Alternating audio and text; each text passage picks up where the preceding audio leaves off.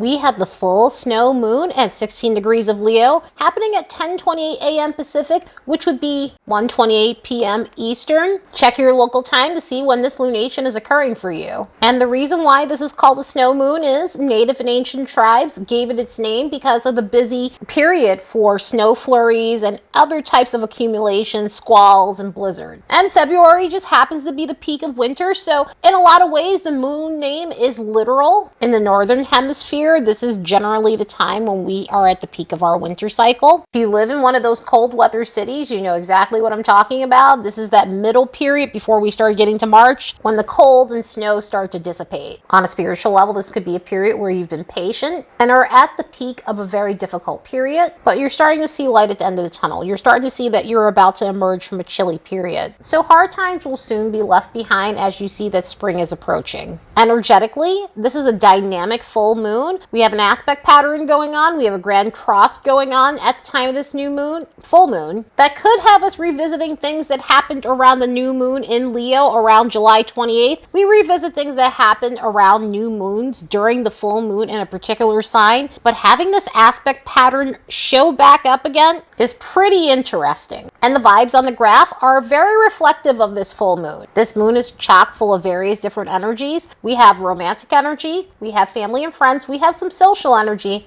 we have imagination and confusion, psychic energy, and solitude. Solitude is the lowest on the graph, which is nice to see. But some of the other energies that are occurring during this period, we could have moments where we're feeling very intuitive. We could have moments where we're having prophetic dreams around the moon. Some people have prophetic dreams or really vivid dreams around full moons, especially people with moon charts, meaning those with a prominent moon in their chart or those with Cancer rising, since the moon is their chart ruler. But this could be a time where we're feeling extra sensory. This could be a time where we might be more sensitive to energies than typical. We might be picking up on other people's energies, and so that imagination and confusion can play a role in terms of feeling a little bit off kilter from other people's energies. So it's good to practice spiritual hygiene. And even though we've got a little bit of that solitude energy intersecting family and friends and all that, it is going to be hard to have some alone time. So that may cause a little bit of irritation during this lunation. On top of that, the romantic energy that's occurring all the way throughout the 5th is going to create a little bit of conflicting energy with some of the other stuff as well. But at the same time, it's fun energy. At the same time, it is flirty energy. So it is going to be a period where you're feeling more passionate than normal and open to intimate exchanges. But now that we're at the 6-month mark and we are at this full moon in Leo, it's a time to think about what you've created in Leo energy since the new moon in Leo back on July 28th of 2022. What kind of Leo themes have you incorporated in your life? What's working? What needs tweaks? What's ready to go? Or what is something that's going on in Leo energy that you need to release? Full moons are cycles of completion where we look at those things that are working for us, the seeds that we planted that are growing and flourishing, the situations that could use a little bit of tailoring, and what no longer serves us. Over these last 6 months, are you seeing the importance of allowing your talents to shine through? Are you understanding the importance of standing out? Are you understanding the importance of expressing yourself? And that it's perfectly fine to be on display sometimes when it comes down to your creativity. Leo energy is about creative self-expression. It is about not blending in with the crowd and standing out for your distinctiveness and getting the admiration you deserve for your creative talents. So if that's something you've been working on over the last 6 months, this could be a period where you're ready to make those necessary steps to step forward and put your creations out on display. Has this been a period where you're seeing that you need to put yourself first for a change? Even though Leo energy is generous as hell, it is an energy about the self. It is an energy about selfhood. It's about not making yourself small for others, and it's about taking up space, but it's also about understanding why you need to attend to your needs, understanding why you deserve to go first sometimes, or why you shouldn't put your stuff on hold to make other people comfortable. We have to fill our cups up before we fill someone else's, and Leo teaches us the importance of honoring our needs instead of being readily available to others, because that leads to depletion. And of course, this is about putting yourself first the right way. This could be coming home after a long day of work and doing self-care rather than coming home after a long day and dealing with other people's problems. This could look like getting on a workout routine for yourself rather than being inactive due to a relationship or self-sabotage in itself. Putting yourself first could also simply be saying no to things that don't bring you joy. And so you're setting limits with those things. The thing that could have came came up during this last 6 months is learning how to accept compliments and realizing you're deserving of attention. Leo energy is about not fading to the background and accepting the praise for being who we are. And sometimes some of us have problems accepting compliments from others. That is definitely something to work on. You always want to work on any issues to deal with receiving. Giving is always the easy part. Sometimes receiving is the hardest part for a lot of people, especially people who have been through a lot in their life and they don't feel as though they're deserving of the compliments and the attention and the praise. So this could have been a period where you're learning how to accept that. This could have been a period where you're learning how to receive compliments, how to accept compliments from others, and seeing why you're deserving of that kind of notice and recognition for being cool. Another thing with Leo energy is, has this been a period where you were learning how to accept your regal energy? In other words, have you wanted to level up and to feel more opulent, to feel more queenly or kingly? Sometimes it's another problem that people have is sometimes on the extreme case end, being too humble can be problematic and can create blockages where you feel as though you don't deserve certain things. Again, this also goes back to the compliments thing as well. That can be problematic within that energy. But with this, it could block you when it comes down to high value things or seeing yourself as a high valued person. And this is where that royal energy comes into play. So with this is about leveling up your energy, knowing you're worthy of more, and owning that regal frequency. And this leads into recognizing that it doesn't make you selfish for wanting more in life. It doesn't make you selfish for wanting luxurious things. Luxury could be anything to anyone. Everyone's definition of that is very different, but this could have been a time where you're working on that. For some people, it's money noise. Others, it's clothing, living situations. But this could have been a time where you're recognizing wanting more for yourself isn't weird in any way. And with this Leo energy, has this been a period where you've learned to be more selective with your heart? In other words, has this been a time where you've been more selective about who you let in? So this could have been a period about weeding out disloyal people. Leo energy is about loyalty, and it's about giving your heart to those who deserve it, about recognizing your attention should go on those who are offering loyalty versus the ones who are unreliable and untrustworthy. Leo energy is about taking pride in everything we do, and that includes the people that we surround ourselves with. So this could have been a period where you raised your standards when it comes down to those things, and only allowing the right people to bask in your glory. Let's look at these transits and see what we can expect from this lunation.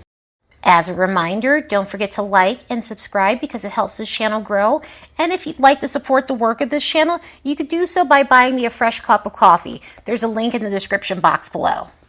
So what I was saying earlier is this moon has an interesting pattern that we had around the new moon in Leo. So it's going to bring up themes from that time. Again, full moons always bring up themes from the new moon, but this one in particular is very interesting because number one, it's not a common aspect pattern to have. So having a grand cross or a grand fixed cross like we did in the summertime, this is going to bring up those vibes in a way that could feel like deja vu. Both chart rulers are engaged in this aspect pattern because, of course, during full moons, you have the sun opposing the moon, the sun being in Aquarius and the moon being in Leo, along with the lunar nodes included in this. And the ancient ruler Saturn as well will be included in this grand fixed cross. So this could bring to our attention stagnant situations that have been accumulating. If there's been a buildup somewhere where something needs to give, this could be a period where we're finally actually seeing a release point from something that seemed unmovable. So anything that might have been on the back burner, this could be a time where you're starting to see some movement with that, or something that needed to finally have a release point. It can finally